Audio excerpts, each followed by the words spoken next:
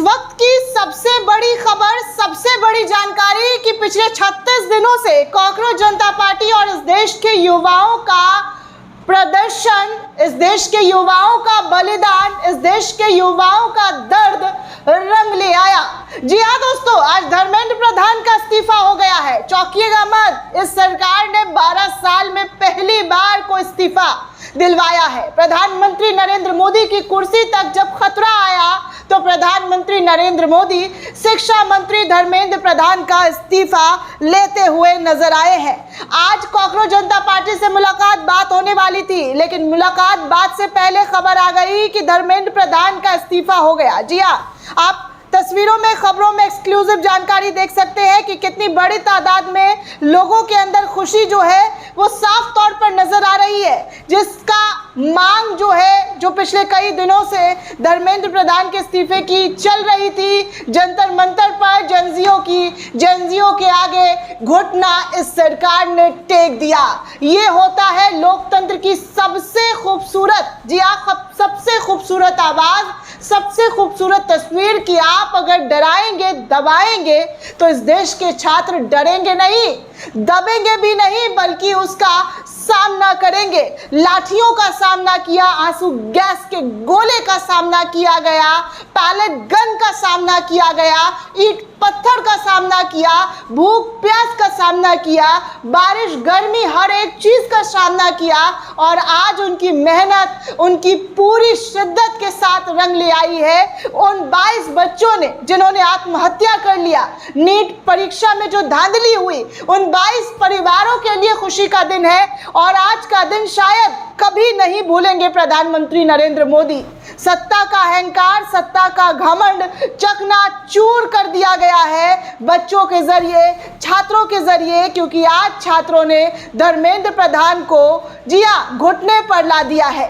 धर्मेंद्र प्रधान का इस्तीफा हो गया है क्योंकि देश से लेकर दुनिया तक आवाज उठने लगी थी और आज उसी आवाज को, जी हाँ, आज उसी आवाज को सरकार को मानना पड़ा।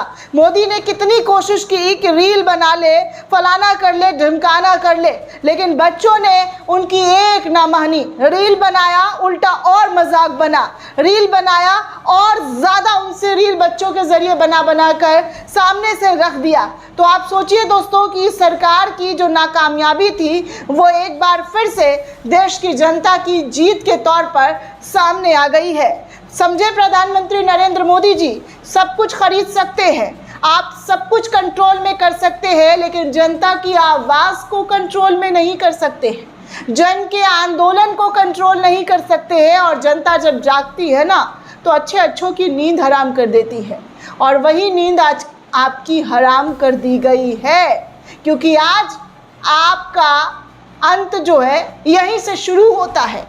आप अपनी मनमानी कर सकते हैं, लेकिन मनमानियों को लोगों पर अगर थोपेंगे, ज़बरदस्ती करने की कोशिश करेंगे तो इस देश की नागरिक बहुत जागरूक है। आप कितनी भी घुट्टी, कितनी भी अफीम, नशे और नफ़रत की चटा दीजिए, लेकिन वो उन नशे और नफ़रत की अफीम से आगे उठकर, उन तमाम चीज़ों से उठकर न्याय की आवाज़, जी हाँ, उठाना जानते हैं और न्याय ऐसे ही मिलता है दोस्तों, शांतिपूर्ण तरीके से अपनी बात रखकर। आज देश के कोने कोने से इस सरकार की कुर्सी हिलने लगी तो धर्मेंद्र प्रधान का फाइनली इस्तीफा हो गया है। देखिए, धर्मेंद्र प्रधान ने सोशल मीडिया पर ट्वीट किया है, बजाते पूरा खत लिखकर ट्वीट किया है और इस ट्वीट में उन्होंने क्या कुछ लिखा है सबसे पहले आपको स्क्रीन पर दिखा दूं तो वो लिख रहे हैं कि मेरे युवा साथियों, मैं पिछले 4 दशकों से अधिक समय से छात्र, शिक्षक और शिक्षा सुधार के लिए समर्पित रहा हूँ। मेरा सदैव ये विश्वास रहा है कि एक सशक्त, समावेशी और दूरदर्शी शिक्षा व्यवस्था की सशक्त राष्ट्र की आधारशिला होती है।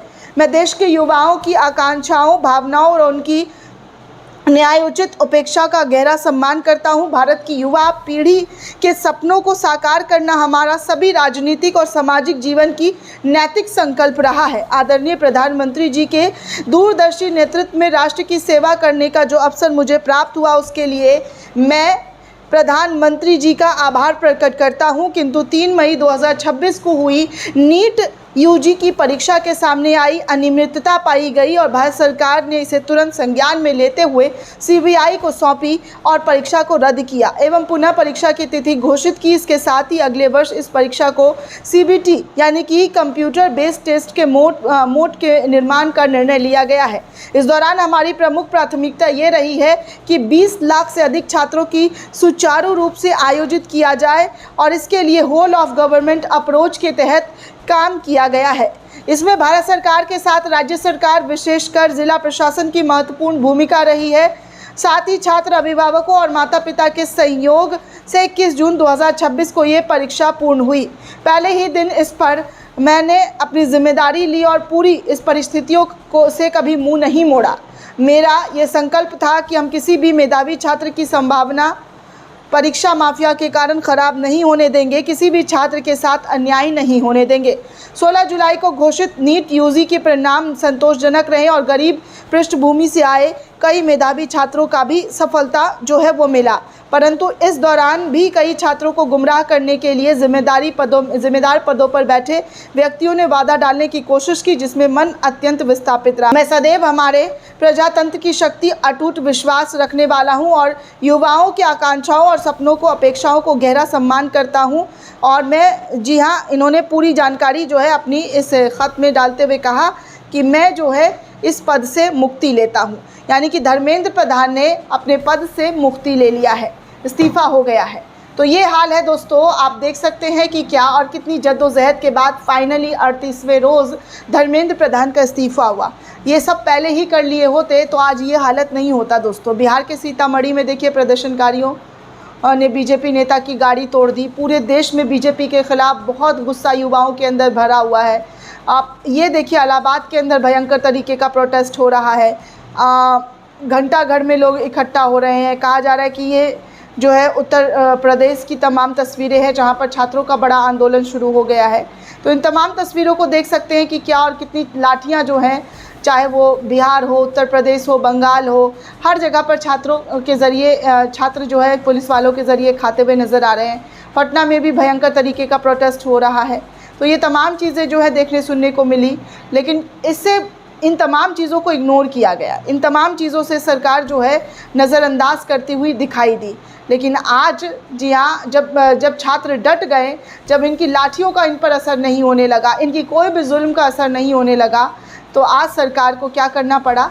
तो सरकार के जो मंत्री हैं, जिनके लिए पिछले एक महीने से इस्तीफ़े की मांग की जा रही थी, उनके आगे सरकार को झुकना पड़ा। और यही लोकतंत्र की सबसे खूबसूरत तस्वीर है दोस्तों। जब सत्ता का घमंड सर चढ़कर बोलने लगता है तो उनके घमंड को जनता कैसे तोड़ती है, इसका जीता जागता उदाहरण आप 12 सालों की इनकी राजनीति में देख सकते हैं। 12 सालों में जो अहंकार, जो घमंड इनके सर चढ़कर बोलने लगा था, वो सारा अकड़, सारा घमंड छात्रों के ज़रिए निकाल दिया गया। और आज छात्रों ने वो दिखा दिया, वो इनकलाब का नारा दिया कि आज आपके सामने धर्मेंद्र प्रधान का इस्तीफ़ा हो गया है। छात्रों की बड़ी जीत हुई। बहुत बहुत मुबारक हो आप सभी को कि धर्मेंद्र प्रधान का इस्तीफ़ा हुआ। इस सरकार की अकड़ टूटी। इस सरकार में जिस तरीके से लोगों पर तमाम कानून थोपे जाते हैं और तमाम गलतियों को स्वीकार नहीं किया जाता है, उनमें पहली सबसे खूबसूरत लोकतांत्रिक देश की तस्वीर आज देखने को मिली है, धर्मेंद्र प्रधान का इस्तीफ़ा। दोस्तों, ये पूरी रिपोर्ट आपको कैसी लगी हमें कमेंट करके ज़रूर बताइएगा। साथ ही साथ चैनल को ज़्यादा से ज़्यादा लाइक, शेयर और सब्सक्राइब करना बिल्कुल भी ना भूलें। शुक्रिया दोस्तों, ज़्यादा से ज़्यादा वीडियो को शेयर कीजिए।